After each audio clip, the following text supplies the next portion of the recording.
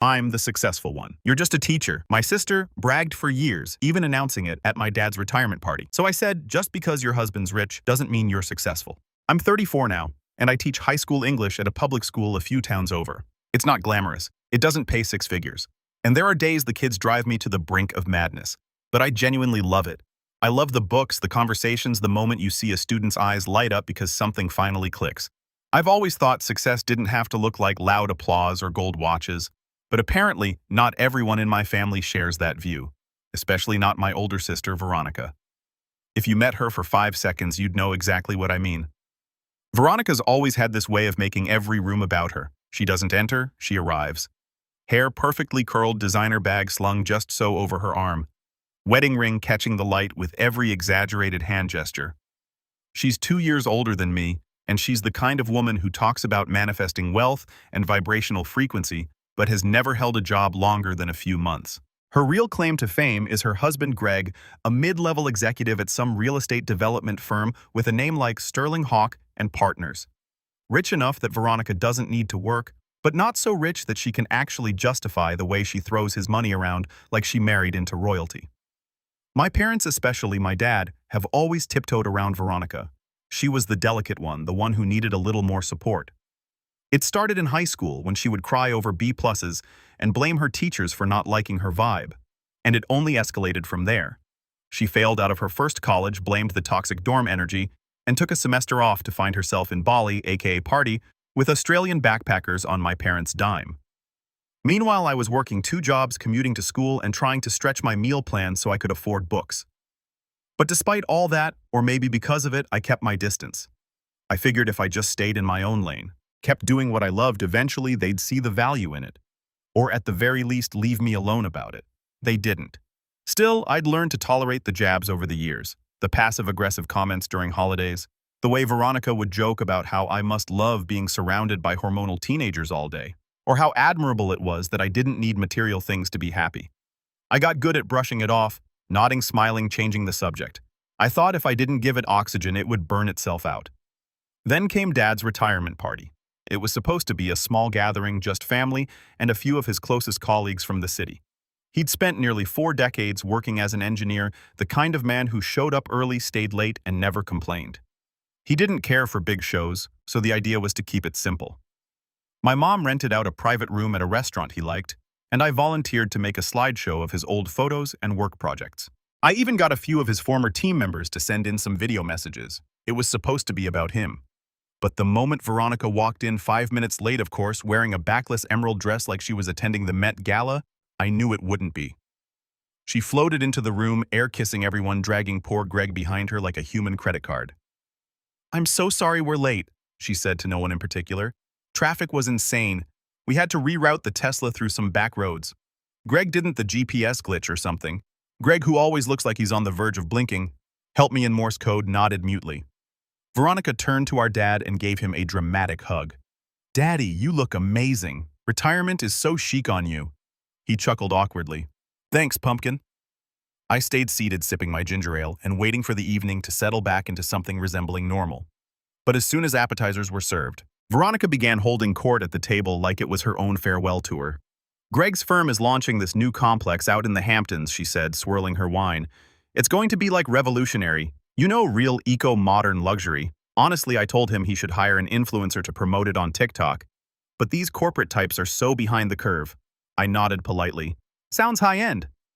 "Oh, totally," she said, turning to one of my dad's coworkers. "And you know, it's funny. People always ask me how I landed such a successful man. I tell them manifesting, darling. I always knew I'd end up with someone powerful. I could never be with someone who just, teaches or something." I felt my face flush, but I didn't say anything. Not yet. "Oh, no offense, Brooks," she added quickly, touching my arm like that would somehow make it better. "You know I admire what you do. It's just not scalable." "Scalable?" I repeated. "Yeah, growth potential, income ceilings. Like, you can't really build wealth that way." I forced a laugh. "I'm not trying to build an empire, Veronica. I just like my job." She gave me that pitying smile, the one she's probably practiced in the mirror. "Of course you do. That's what makes you so grounded." It might have ended there if not for the woman sitting across from us. Her name was Sharon, one of Dad's former project leads.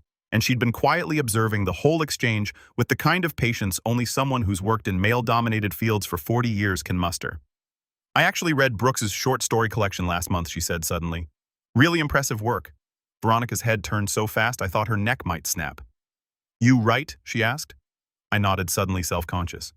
"Yeah, I've been working on a manuscript in my spare time. It's kind of a passion project." "Well, passion's great," Veronica said, barely masking her smirk. "But is it published?" "It's actually being published this fall," I said a little more firmly. "Got the offer a couple months ago." Sharon chimed in again. "It's a solid advance, too. I saw the announcement in the industry newsletter. 6 figures, right?" I didn't even have time to nod before Veronica reached across the table, grabbed my phone off the placemat, and started tapping into it like she had a right to do that. "Excuse me," I said, reaching for it. "Relax," she said, waving me off. "I just want to see the proof. Everyone exaggerates these things. I mean, if you really got a book deal, there should be—" "Oh." Her voice stopped dead. She'd opened the email from my agent, the one with the signed contract and payment breakdown. Her eyes scanned the numbers, and her smug little half-smile disappeared like it had been slapped off her face. She blinked again, then slowly, carefully set my phone down like it was made of glass. The color drained from her face. For the first time in years, maybe ever, Veronica had absolutely nothing to say. And in that frozen silence with everyone at the table watching, something inside me shifted. She tried to laugh it off. That's the thing about Veronica. She's like one of those inflatable clowns that pop back up no matter how hard you punch them. It's never the full fall, not right away. She reached for her wine glass with a shaky hand, still plastering on that brittle, artificial smile. "Well, I guess even teachers get lucky sometimes," she said, her voice just slightly off-pitch. "Must have been some kind of niche market thing, right? Like a self-help for students." "No," I replied calmly. "It's a novel literary fiction," Sharon added. "It's actually being talked about for a few awards. Early buzz is strong." Veronica went quiet again. For the first time that evening, she seemed out of her element, like someone had pulled the rug out from under her, and she didn't know where to plant her heels. But her silence didn't last long. It never did. Greg leaned in, clearly trying to diffuse the tension. "Well, that's really great, Brooks. Congratulations, man. That's huge." "Thanks, Greg," I said. And I meant it. Greg's not a bad guy, just terminally married to the wrong woman. Dinner carried on with awkward energy like a balloon just waiting for someone to press too hard and pop it. Veronica stayed mostly quiet until dessert, but the gears in her head were clearly turning. She kept looking at me like she was trying to solve a math problem she'd failed before. Something didn't compute, and it bothered her deeply. We moved into the presentation I'd made for Dad. The slideshow went over beautifully. Photos from the 80s, videos from his final week on the job, even a short clip of his old college friends roasting him for turning soft in retirement. The whole room laughed. Dad teared up. I could see he was touched, and Mom squeezed his hand. I glanced over and caught Veronica rolling her eyes. "Really?" she muttered, just loud enough for me to hear. "Sorry," I asked. She smiled thinly. "Nothing. It's just slideshows are so expected, you know. Like a Hallmark card. It's what Dad wanted." She shrugged. "Sure? Nostalgia's your thing? It fits." And there it was. The backhanded remark. The tone. I took a breath. Let it go. After the slideshow, people started mingling again. The room had thinned a bit. Some coworkers had left. A few relatives were lingering near the dessert table. I stepped outside for some air, mostly to avoid saying something I couldn't take back. That's when I saw her on the patio, phone pressed to her ear, pacing in circles in those ridiculous stiletto heels.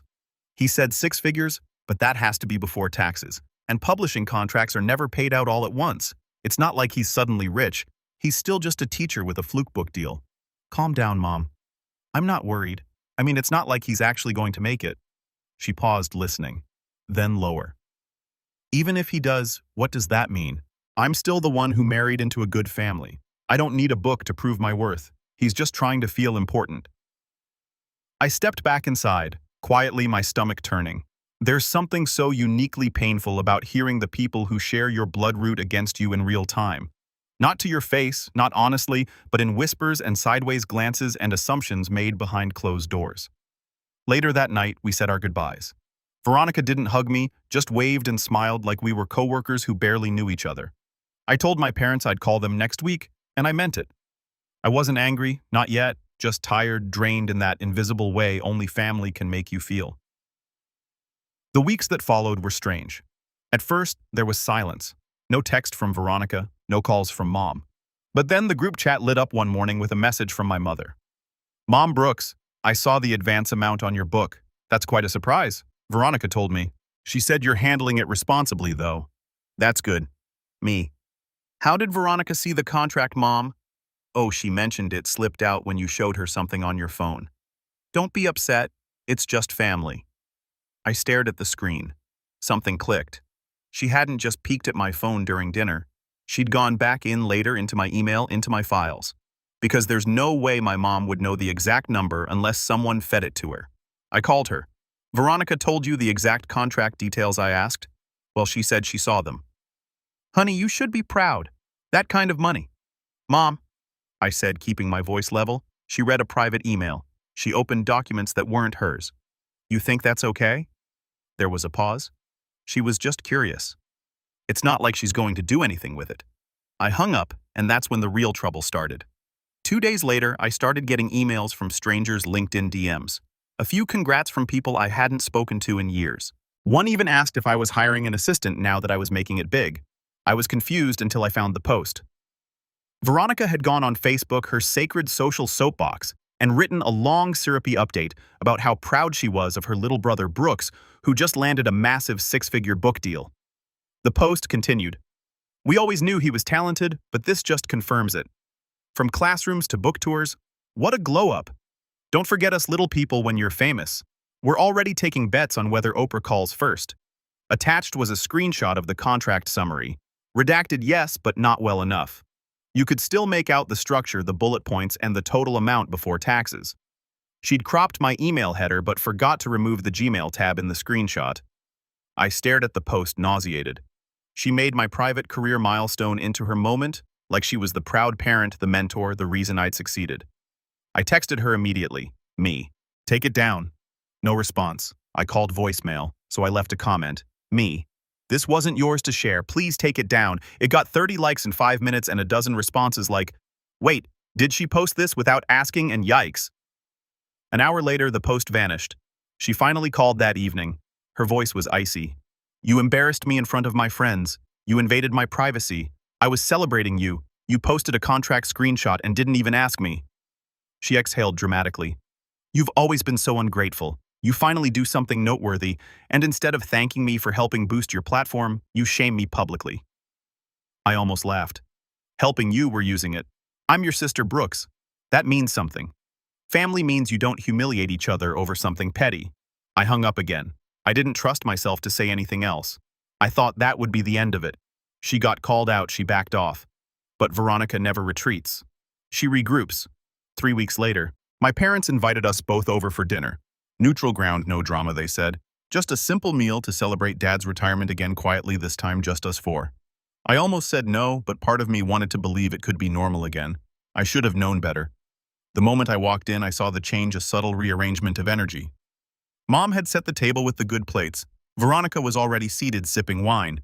Greg was missing, apparently tied up at work. Brooks, Mom said with forced cheerfulness, so glad you made it. Hey, I said, glancing toward the kitchen. Something smells good. Veronica stood and came over, arms wide, like we were best friends. Truce, she asked with a faux innocent smile. Let's just enjoy tonight. No tension. Sure, I said, but my gut twisted. We sat, we ate. The small talk flowed like cheap wine, awkward, overfilled, and slightly bitter. Halfway through dessert, Veronica clinked her glass. So she said, smiling too brightly. We were talking about Brooks's book, and I had an idea. Dad looked confused. An idea. She turned to me. You've got a platform now, buzz visibility, and you're still young. But what you don't have is a long-term strategy. Strategy for what I asked, already bracing. Branding expansion, leveraging the moment. You should be thinking about the next 3 books, speaking engagements, online courses, workshops, monetization. I blinked. That's not really where I'm at right now. She waved me off. That's the problem. You're not thinking big enough. But I can help. We could create something together, a platform, maybe even a joint podcast. I've already reserved a domain, the-brooks-effect.com, clean, simple. People love teacher to entrepreneur arcs. My stomach dropped. What I bought the domain just in case, and I mocked up a few logos. We could launch by summer. I'd handle PR, obviously. It wasn't even subtle anymore. She'd hijacked my career in her head and was now publicly claiming a stake in it. That was the moment something inside me broke, not loudly, not violently, but with the kind of quiet certainty that only comes when a boundary has been crossed for the last time. I stood slowly. "Where are you going?" Mom asked. I looked directly at Veronica. "You bought a domain in my name using my work without asking. I was trying to help. You don't know how to scale success. You've been poor your whole life." Dad flinched. Mom gasped.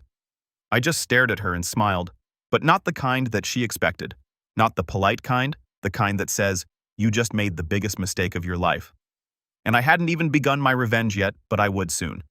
I didn't storm out of the house. That's what Veronica wanted, a dramatic scene, something she could turn into a story where she was the gracious, misunderstood peacemaker, and I was the unstable, sensitive artist who just couldn't handle success. No, I didn't give her that. I pushed my chair back, calmly dabbed my mouth with a napkin, and said to my parents, "Thanks for dinner." Then I looked straight at my sister and added, "You'll be hearing from my attorney soon." She laughed. Actually laughed. "Brooks," she said, voice laced with mock amusement, "are you seriously threatening legal action over a domain name?" I didn't answer. Just picked up my coat from the back of the chair and walked out. I didn't slam the door. I didn't turn back. But inside, something was burning. It wasn't just about the domain. It was about everything. Every dig, every undermining whisper, every condescending smile at family dinners, every time I let her frame me as the failure so she could play the sparkling, successful sibling. This wasn't just some sibling rivalry. This was a pattern of erasure, a lifelong campaign to make me feel like less. And for a while it worked. I'll be honest, that night wrecked me. I barely slept. I lay in bed staring at the ceiling, replaying her words, "You've been poor your whole life," like success was just a paycheck, like value was something you could swipe on a platinum Amex. For the next week, I went through the motions. I taught my classes. I graded essays. I showed up, but I wasn't really there.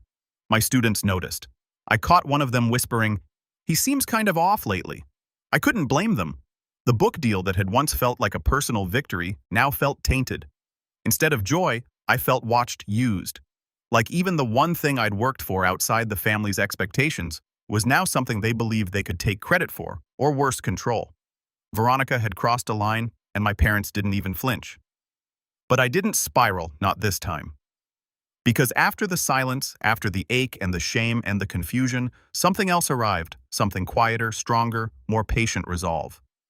You see, I may not have grown up with the loudest voice in the house, but I paid attention. I listened. I learned. And one of the things I learned was that people like Veronica never think the quiet ones are capable of winning.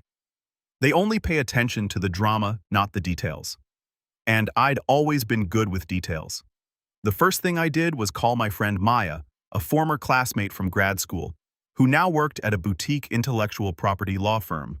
She answered on the second ring. "Hey, stranger, don't tell me you're getting sued already." Worse, I said, my sister bought a domain name with my name in it and is trying to build a brand off my book deal. There was a pause. "Please tell me you trademarked your author name." I had. It was one of the first things my agent advised me to do after the deal went through. The paperwork had cleared 2 months ago. "Good," Maya said. "Send me the receipts. Let me take a look." 2 days later, she called me back, all business. "So here's the deal.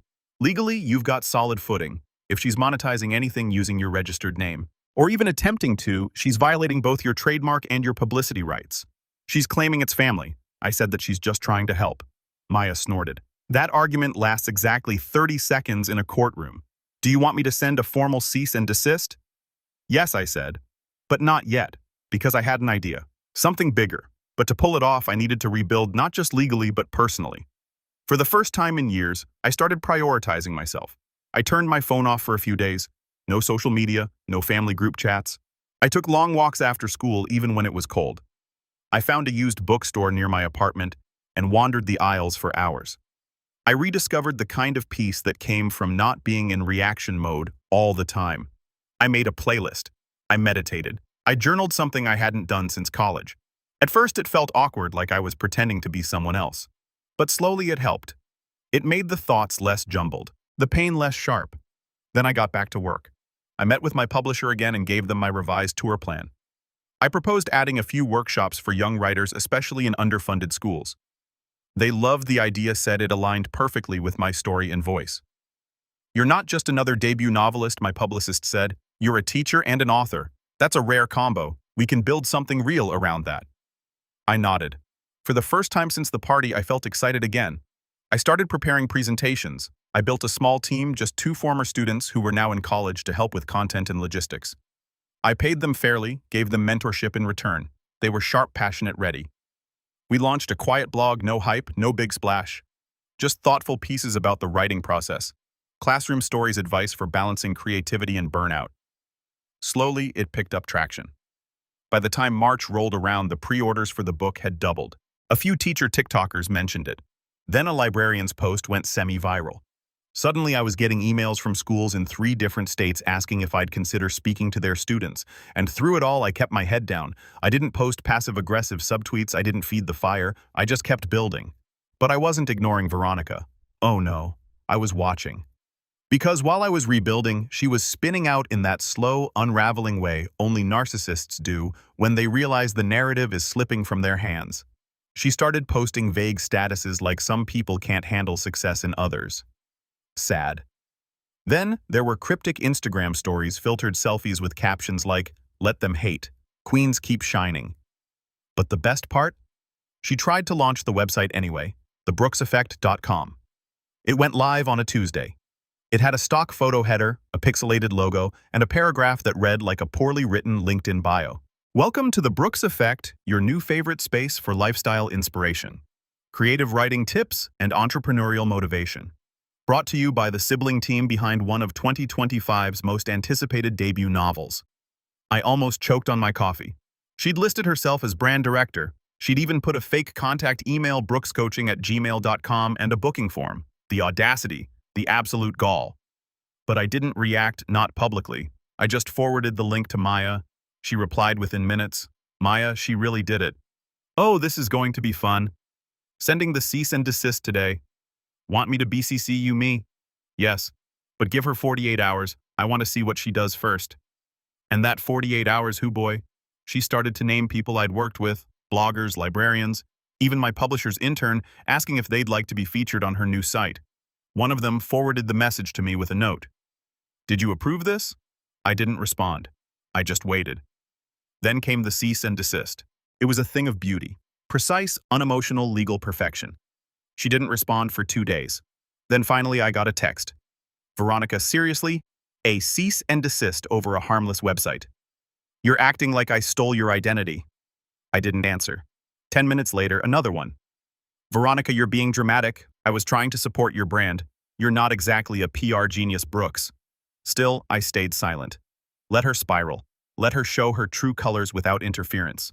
But I wasn't done. Because this wasn't just about stopping her. It was about reclaiming the space she tried to steal. 2 weeks later, I bought the domain brookshawthorne.com. Simple, clean, my full name. I hired a designer, a student from one of my workshops, and we built a beautiful site. Professional photos, press kit, speaking request form, blog archives, upcoming tour dates, teacher resources. It went live the same week as my book launch, and on the homepage in big bold text, it read, "Built by a teacher, not a brand director." And that was just the beginning. I didn't grow up thinking I'd ever get revenge. That was always Veronica's domain, stealing the spotlight, getting the last word, spinning a narrative to suit her image. For most of my life, I'd been the one who left rooms quietly, who bit my tongue and let things slide.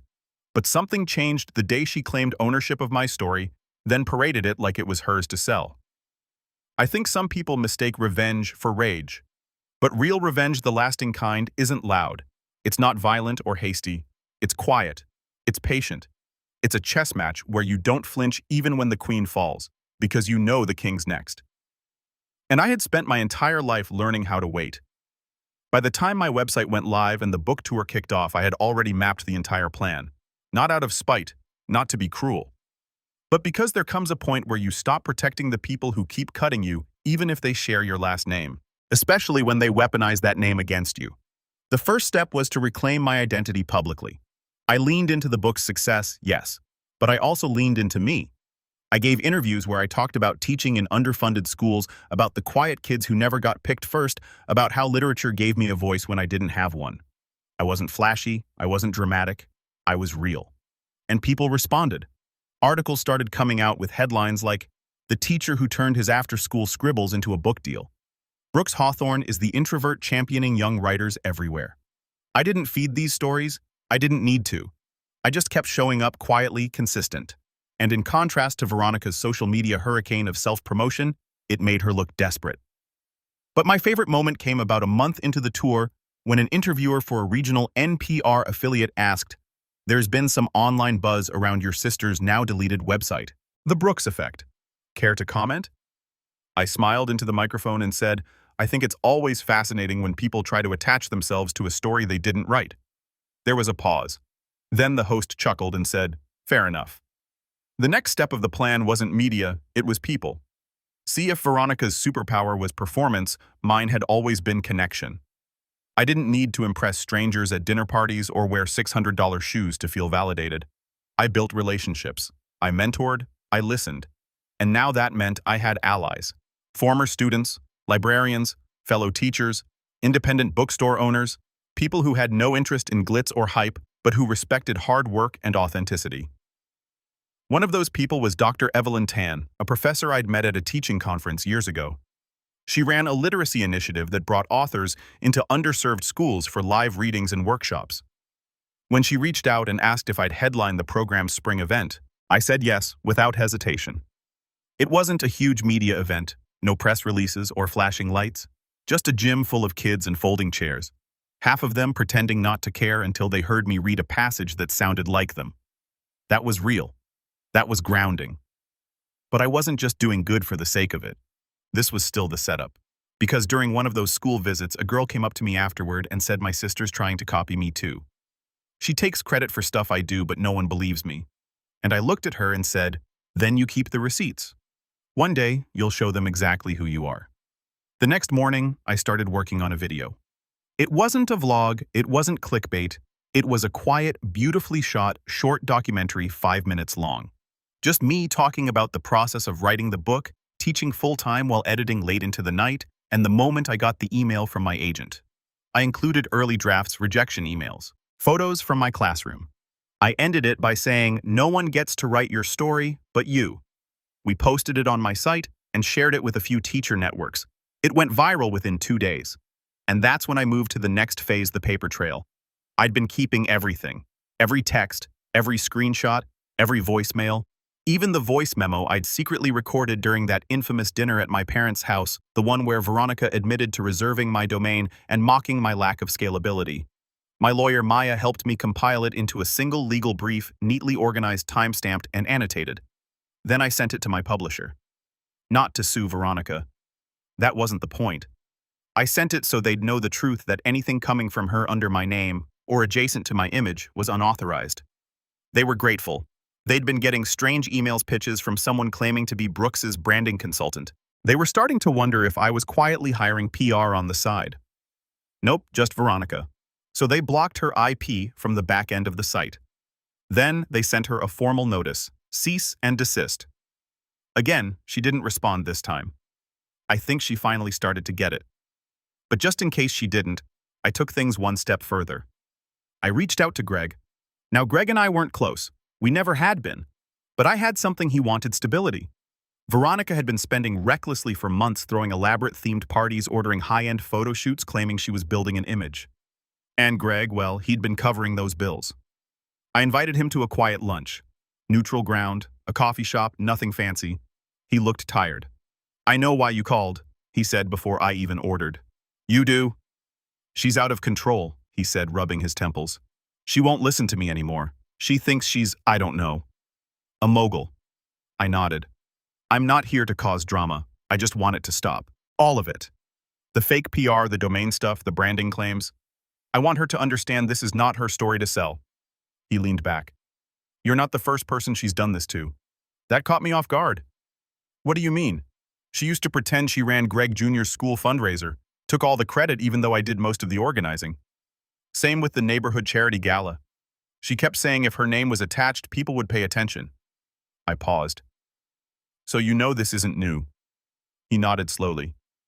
"I'm staying with a friend right now," he admitted, trying to figure out what to do. I didn't sign up for this kind of constant drama. I thought I was marrying someone ambitious, not someone obsessed with image theft. I didn't gloat. I didn't smile. I just said if she contacts you asking for money for anything connected to my name, don't give it to her. Please, I'll handle it. He nodded. Then just before we left, he added, "Your book. It's really good, man."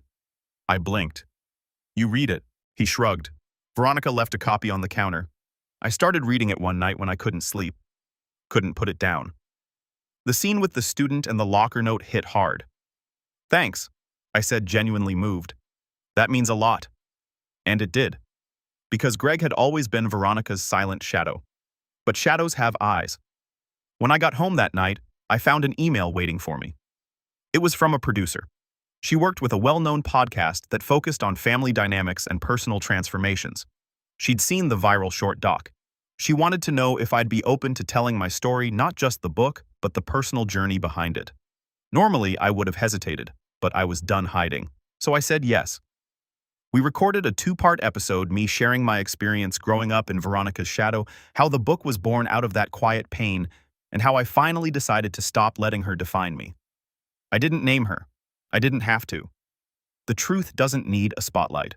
It glows all on its own. And when the episode dropped, I got dozens of messages. From former students, from teachers, from people I hadn't spoken to in years. But the most surprising, a DM from one of Veronica's old high school friends. She always did think she was the main character. Glad someone finally told the real story. That's when I knew the setup was complete. The stage was built. The audience was watching. And Veronica. She was standing right in the center of it, completely unaware of what was coming next. Because I hadn't just taken back my story, I'd built a platform so sturdy, so grounded in truth that any lie she tried to climb on would crumble beneath her. And now it was finally time. The final move, the revenge. And I was ready. Veronica never saw it coming. That was the most satisfying part. Not the media shift, not the rising sales, not the packed auditoriums full of students who saw me as more than just a teacher. Though all of that helped. No. What made it truly perfect was the fact that when everything collapsed around her, she still didn't understand why. Because she'd spent her entire life underestimating me. The final move began quietly, like everything I'd done up to that point. No fanfare, no announcement, just a few well-placed pieces slid into position with the care of someone who'd spent their entire life studying people like her. People who manipulate, who perform, who pretend to be your biggest supporter until they think you've outgrown your place. After the podcast aired and my book tour wrapped, I started receiving more invitations than I could accept. Speaking engagements, panels, book festivals. But one of the requests stood out. It came from a media production company that specialized in adapting real-life memoirs into limited series. They'd heard about my book and wanted to option the rights. At first, I hesitated. I didn't write the book expecting it to be anything more than a personal story with fictionalized elements. But then I saw the potential, not just for the story, but for what the telling of it could do, the message it could send, the mirror it could hold up to people like Veronica. I signed the deal, and I did it quietly. No big announcement, no public bragging. But I knew she'd hear about it, because I wanted her to. Veronica had this habit: she checked Google alerts with our last name in them. Vanity searches were her hobby. So when the trades picked up the story, award-winning novel, This Side of Quiet being developed for screen, I knew she'd see it within the hour. My phone buzzed exactly 45 minutes after the article dropped. Veronica. "Are you seriously making a show? You didn't even tell us." No congrats. No, we're proud of you. Just a demand. Like she was entitled to be looped into my life, into my success, as if my work was some group project she'd accidentally been assigned to. I didn't respond. She texted again. "Veronica, I'm just saying if the show is about the book and the book is about your life, then you need to talk to me. You know people will ask about the sister." That was the bait. And I let her sit on it. Because what she didn't know, what she never thought to ask, was that I'd already written her out. Not the character, not the story, but her. The role she thought was hers by default reimagined. The toxic performative sister who tried to sabotage the protagonist's independence. A composite character based on several real-life people. The writer's room and I were careful. No direct names, no exact quotes, and most importantly, nothing she could legally touch. And just to be safe, we added a disclaimer before the first page of every script. This story is a work of fiction inspired by true events. Any resemblance to real people is purely coincidental. But I wasn't done. That would have been satisfying enough for most people. But I'd spent too long in her shadow. I wanted a clean end. So I did something that would finally irrevocably cut the cord between us. It started with a quiet letter delivered by certified mail to her condo. Inside was a formal declaration from my attorney signed by me and filed with the proper state records. A legal disassociation of name usage and likeness. Veronica was no longer permitted to use my name, branding, or intellectual property in any personal or professional capacity. No more fake websites. No proud sister posts riding the coattails of my work. No more backstage passes to the life she hadn't helped build. I included a small note handwritten. I hope you find something of your own to be proud of someday. She didn't respond. But Greg did. He called a few days later. Hey, he said quietly. Just wanted to say thank you. For what? For doing what I couldn't, drawing a line. It turns out Veronica had continued to spin even as I was rising. The more traction I gained, the more desperate she became to stay relevant. But as her usual audience began to see through her, she grew volatile. Public tantrums, passive-aggressive posts, eventually even her influencer friends started pulling back. Greg filed for separation a month after that. Apparently, it wasn't just about me. It never is. People like Veronica always leave a trail. Meanwhile, my life was quieter than ever, and somehow fuller. The show went into pre-production. I was invited to sit in on casting sessions. I consulted on scripts. I started working on my second book, a more intimate story set in the same universe as the first, but this time with a clear sense of self. And my parents? At first, they were confused, concerned. Don't you think you're being a bit harsh? My mom asked after the legal letter was delivered. Harsh, I replied. You told me it was just family when she read through my private emails, when she broadcasted my salary, when she tried to monetize me. Silence. I'm not asking you to pick sides, I added, but I'm done pretending this is normal. My dad, to his credit, was quiet for a long time. Then he said, You know, I used to think Veronica needed more support, that she was fragile, but I think I just didn't want to deal with her wrath. I'm sorry for letting that fall on you all those years. It wasn't everything, but it was something. We're not a Hallmark family. We don't do big emotional reconciliations. But that conversation was the first time I felt like my father saw me. Not just the polite, quiet version I showed at dinners. Me. Eventually, Veronica moved cities. Someone said she was starting fresh in Austin or Miami, depending on which cousin you ask. The influencer phase fizzled. The branding attempts stopped. Her name, once so loud in every room, became a whisper. And mine, well, it finally belonged to me. Every email, every headline, every introduction. Brooks Hawthorne, author. Not Veronica's brother, not the teacher. Just me. One day, a former student now in her first year at NYU sent me a letter. She'd watched my school visit when she was 16 and told me that seeing someone like me succeed without selling out helped her believe there was room in the world for quiet voices too. I kept that letter in my desk. Because that was the point, wasn't it? Not to be loud, not to be vindictive, but to live a life so real and full that the noise couldn't touch it anymore. And when the show premiered, streaming in 6 languages, adapted with care and depth and heart, I watched the credits roll with a smile. No backstage sabotage, no unwanted guests, no apologies. Just the story I'd written, the one I had lived, the one no one else would ever own again. And for the first time in my life, the silence wasn't empty. It was mine.